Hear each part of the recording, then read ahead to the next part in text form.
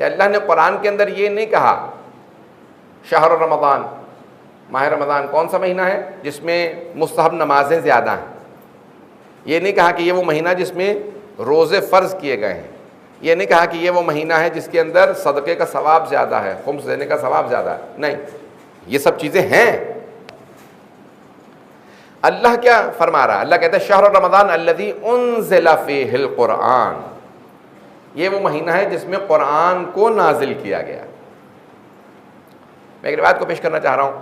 صحابی رسول ہیں، نام ہے سعد ابن معاذ رضی اللہ عنہ۔ سعد ابن معاذ، سعد کے نام سے بہت سے صحابہ رسول ہیں،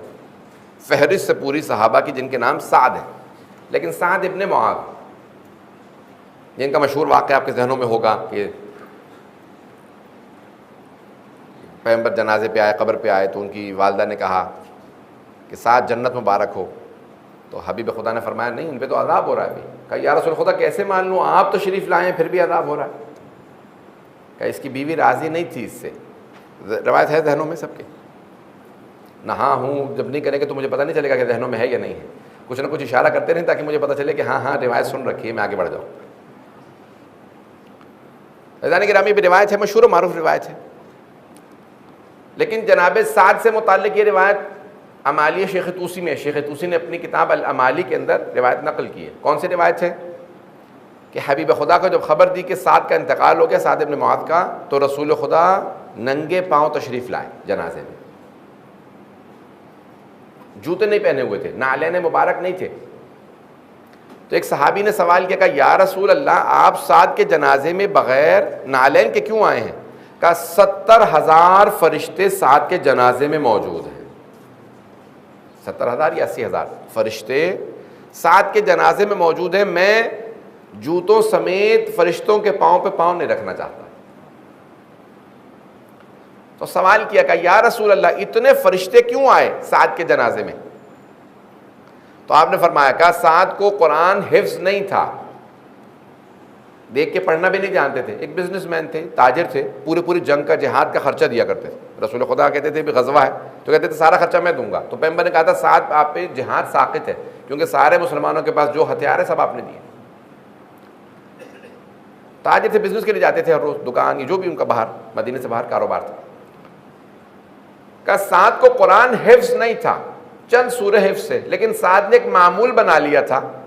جیسے ہی صبح کاروبار کے لیے بزنس کے لیے گھر سے نکلتے تھے تو سورہ توحید کی، سورہ اخلاص کی یعنی تلاوت شروع کر دیتے تھے،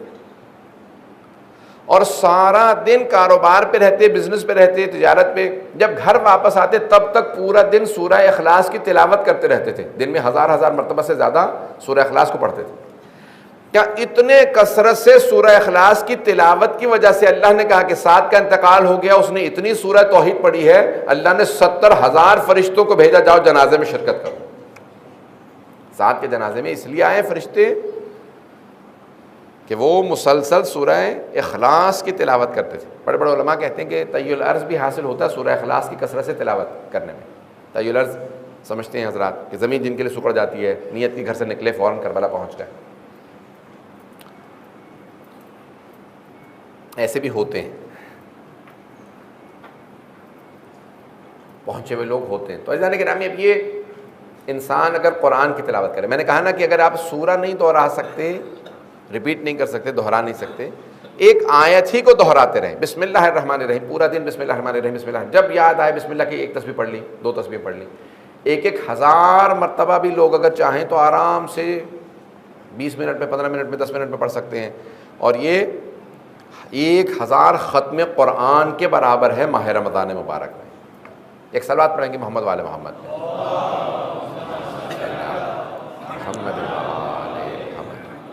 عزیزان گرامی اس مہینے کے اندر سب سے زیادہ ثواب قرآن کی تلاوت کا، اس کے بعد سب سے زیادہ ثواب کس چیز کا؟ محمد و آل محمد پہ صلوات پڑھنے کا ثواب ہے۔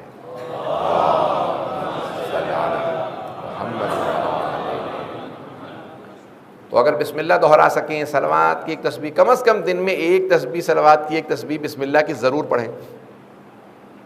مرحوم علامہ طباطبائی صاحب المیزان، ذہنوں میں ہے نا سب کے، سید محمد حسین طباطبائی، علامہ طباطبائی،